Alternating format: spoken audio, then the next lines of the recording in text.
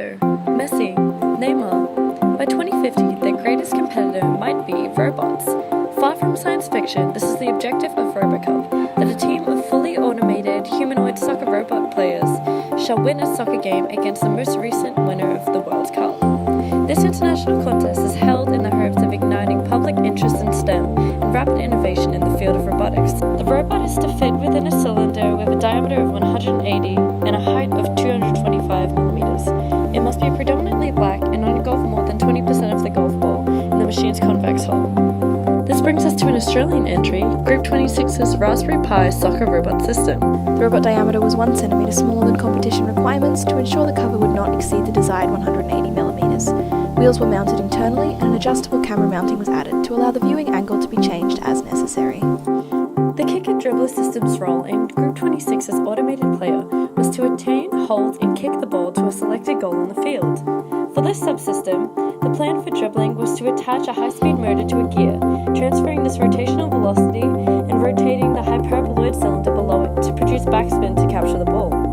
The kick was planned to use a high-torque motor and rack and pinion system. However, during final integration, the kicking and dribbling subsystem was removed due to incompletion and not fulfilling the design requirements. The drive system type we chose for our soccer bot was a differential drive system. We initially opted for an omni-wheel system, however we eventually switched due to unreliable movement of the drive, and due to the fact that we weren't making use of any of the OmniDrive's major benefits. The navigation system was based on a one-dimensional potential field model. In potential fields, your goal and obstacles are assigned high values in arrays corresponding to your field of view. The two are then subtracted. The robot then navigates towards the highest value in the array, as this represents a safe path to the goal. When there was no goal present, the robot was to drive in circles of varying radii. This, combined with a reverse and turn maneuver performed in contact with any wall or obstacle, was designed to allow the robot to gradually explore its space in the case that the ball was immediately occluded. Once in range of the goal, with the ball in possession, the navigation system was to send a kick signal to the kicker system. The vision system was required to take input from a camera source and output the bearing and distance of objects on the game field for use in navigation. These objects include the ball, obstacles, both goals, and the walls. The vision system takes input from a Raspberry Pi 3 camera at approximately 15 frames per second. These images are then converted to HSV values. From here, the MATLAB color thresholder tool is used to apply masks to images and segment the colors of objects.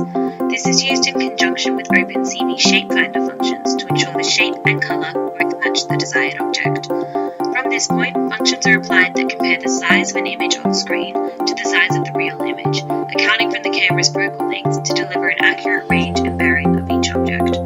Due to hardware issues, our team was unable to implement the proposed kicker-dribbler design on the final robot and forced to scrap it, therefore not fulfilling any kicking or dribbling functionality. However, in response to the hardware being removed, the nav, AI, and vision engineers adapted their systems to push the ball away from the robot body when the goal is in sight, allowing the automated robot soccer player to occasionally kick goals. On the demo day, the differential drive system did fairly well.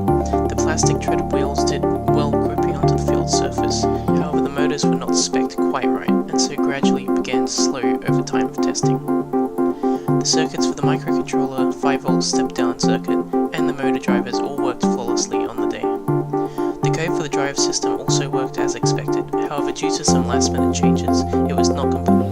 Due to restrictions imposed by the state of the drive system, the navigation had to be significantly cut down compared to its state during testing.